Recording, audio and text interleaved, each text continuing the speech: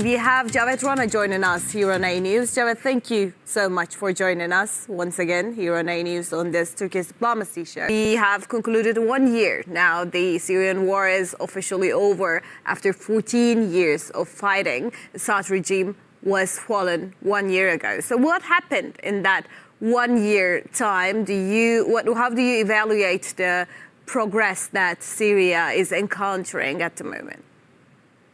I think in terms of the time, it's a massive progress, because now we see people on the streets of Damascus and elsewhere in the Syria in a celebratory mode, something which certainly was absent.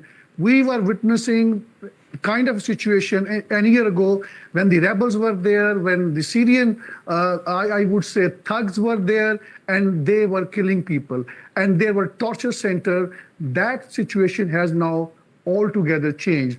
Economy, yes, it's not picking up the way it should pick up, but nonetheless, the progress has been made. There are hardly $200 million in the foreign exchange reserves.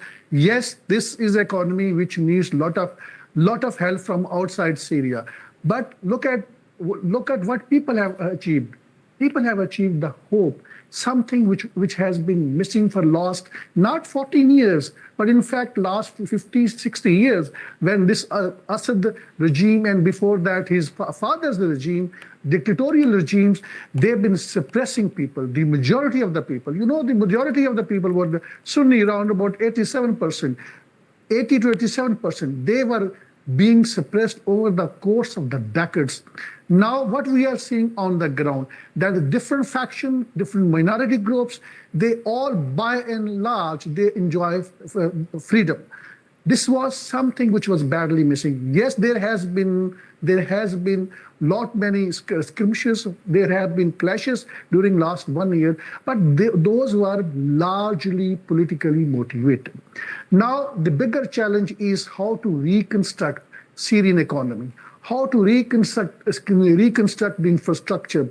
According to World Bank's estimate, $215 billion, at least that's the minimum amount that is required to fund Syrian economy. That is required to fund Syrian road infrastructure, the other infrastructure to build up the economy. This is a bigger challenge, and so far the international help has not been so forthcoming. That's just $5 billion, and that is just an amount which has been promised. It has not been fully delivered. So this is again, we have to see, it's a very small amount of time, and during this timeline, we have seen the Turkish role has been very dominant, not only geostrategically, but also we have to see the bigger picture. The influence that the Ankara has used onto the Europe, Western destinations, particularly on the President Donald Trump. Most of the sanctions on Syria, by and large, have been now lifted. That is something which is very positive. And I think after Turkey, the role of the Saudi government was also there. They both helped to lift those sanctions from all Western governments. This is a beginning. But let me also, at this particular point of time, highlight the role of the Turkish government. I think Turkey is the only country in the entire Middle East which has gained the most in terms of not only its political influence onto the Syrian government, but in terms of also its overall role in the Middle East, in the overall politics. You know, what has Turkey done during last 1 year? It has managed to remove the threats, the terror threats which was emanating from Syria during last 1 year. It has used all kind of the military weaponry, military deterrence against the terrorists like PKK terrorists and other affiliated militant groups. And then at the end of the day, it opted to reconcile with the terrorist group who were willing to reconcile. I think that is also a positive sign, and this is something very rare in the world history, that during such a short span of time, a 40 years long terrorism, by and large, has come to a grinding halt. I think Turkey has internally gained, and personally President Tayyip Erdogan has politically gained. And then let's not forget the challenges that right now the Syria is facing. And that it is these challenges are not the rebels, other militant groups, other Kurdish factions who by and large have been merged into Syrian military force. That is a challenge. But that is not the biggest challenge. The biggest challenge is the apartheid Israel. During last 1 year, Israel has conducted more than 1,000 terror attacks inside Syrian territory. Israel destroyed military infrastructure of Syria. This is not this whole story. Israel has occupied, taken over at least 400 square kilometer territory of Syria. And then under what pretext that it wants to help Druze, which is a minority and which according to Israel's nonsensical claim that it is being marginalized in Syria. It again doesn't make sense. No, that is a bigger challenge, how to contain apartheid, Israel's influence in Syria, because it has been every third day there is an attack on Syria. And then I think President Ahmed Shara has not been able to influence the Western government in a manner to stop Israel. This is a bigger challenge. Turkey has been playing its role to influence the Western government to put their pressure on Israel. That is not happening in a manner that really deserves to be happen. And that is where the role of Israel is important, because it still holds a reasonable clout on the Western government, and they are not putting enough pressure on Tel Aviv to bring an end to the Israeli terrorism inside Syria. And I think that is the single most biggest challenge. Well, when we consider all of these, we know that the structure of the world is quite heightened at the moment, and Syria is trying to adapt this new structure, as you have mentioned, with Israel on the agenda, and the Syrian president is making statements about that. But we have a rebuilding process for Syria itself as well. So, yes, the surrounding places in the Middle East is not looking well at the moment, because there are so many things that is stirring the pot, in addition to situation of the inside of Syria as well. But how do you evaluate the rebuilding process despite these external issues that is happening? Do you think that Syria is going to be able to bring itself up, or is it going to take a while? I think it will take time. There has been preliminary process. The previous constitution was dissolved for understandable reason, and the draft of the new constitution was agreed upon. There were 600 delegates who gathered inside Damascus. They tried to build up consensus. Yes, it is not an ideal situation, as President Ahmed Shara rightly pointed out in Doha Forum.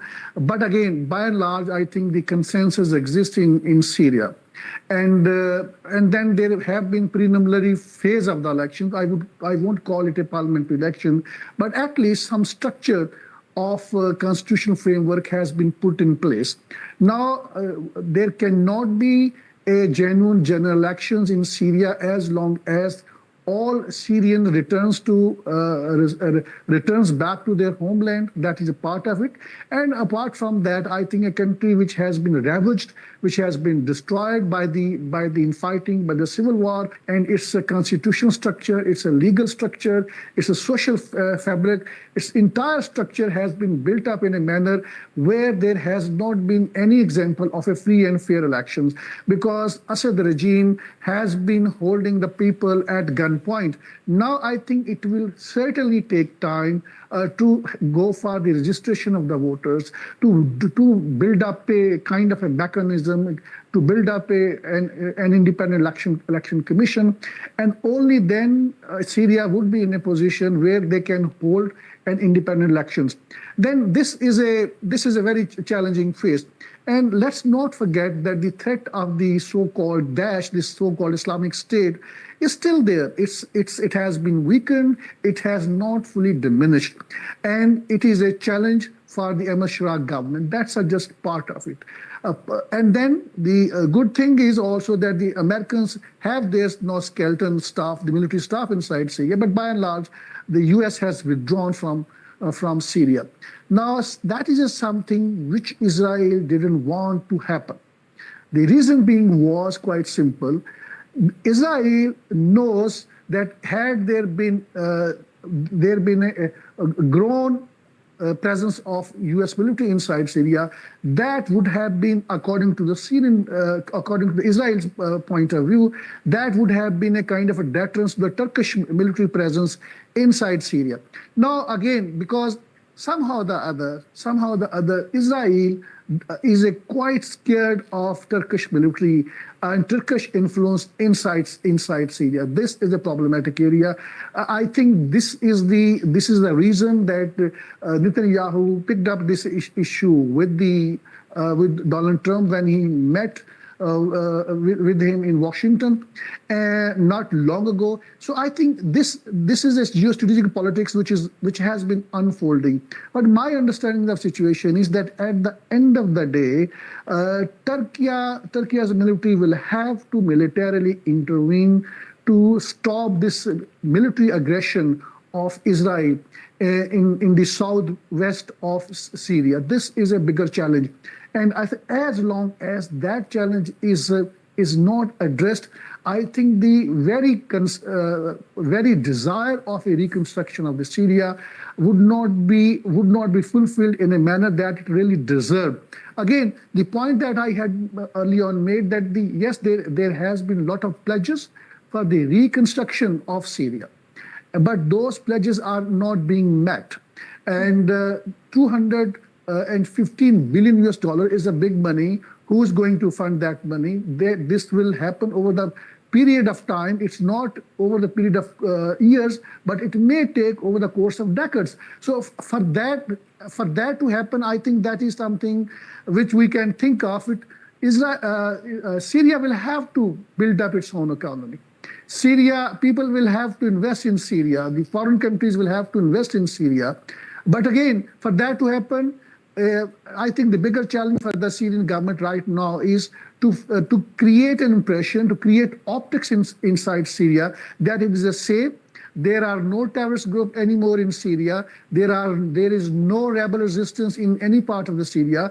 The Kurdish terror network has been fully diminished. I think still there's a lot of things that needs to be done. And let's not forget the Iranian part of the role that has been there in Syria. Iran has played a very negative role over the period of time in Syria. It propped up Assad regime, and the torture cells were built up inside Syria. And unfortunately, this was purely on sectarian grounds. Yes, part of it was helping Iran to fund Hezbollah in the neighboring Lebanon. But again, that was the only a silver lining. Rest of all the policy that Iran had launched in Syria, that was frankly speaking was largely on the sectarian grounds. That played a critically negative role, as a result of which we have seen that there has been battle lines were drawn inside Syria before December 8 last year. Things were altogether different. Iran has militarily, strategically, has lost a lot of grounds in Syria, but I think the people inside Syria have gained ground. The hope has been generated, but certainly it will take time when the economy would be back in shape, and when the people will have their own homes. Right now, there are kind of makeshift arrangements that people have been living with. There are no jobs. It's obviously the unemployment is a huge, unprecedented in Syria, and this is quite understandable. People are not fully returning to North Syria, but again, the positive vibes that Ahmed Shiraz government has generated, it looks like that in years to come, they will be able to establish some semblance of normalcy in Syria, which will attract investment, which will rebuild Syrian economy, and that is where the reconstruction work will start off. Yes, Turkey has played a role in terms of reconstruction of Syria, but Turkey has its own limitations. Up to some extent, Turkey can play a role, but then other Gulf states, certainly they are also coming. But again, the amount that is required is far bigger. And then at this particular point of time, the bigger challenge for the Ahmed Shiraz government is external and internal. Internally, it has to diminish the remaining resistance from the rebel forces and the terrorist network.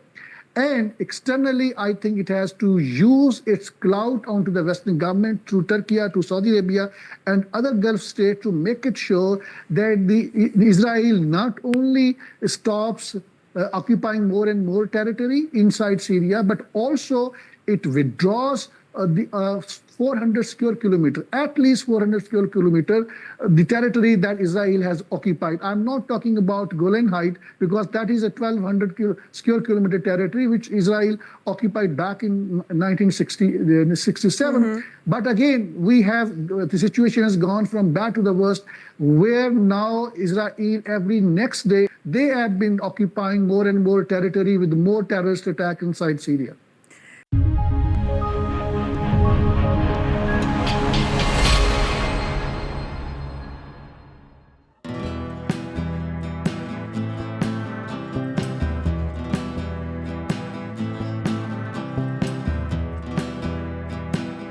The growing tide of anti-Israel sentiments. What you see behind me is just tip of the iceberg of what is happening in the country. More than half of $52 billion black CIA budget is spent on espionage network in Pakistan. How would you handle it? The US has looked upon Pakistan as an ally at one point and then as an enemy at the same time. That is going to be the first legal reason on the basis of which he is going to be instantly ousted by the Supreme Court of Pakistan. Joining us live, Javed Rana, who's an expert on politics and geostrategic issues. In the world politics, which is not being driven by any moral principle, it is being driven by the hard geostrategic realities. In a broader picture, more countries would aspire to have nuclear weapons.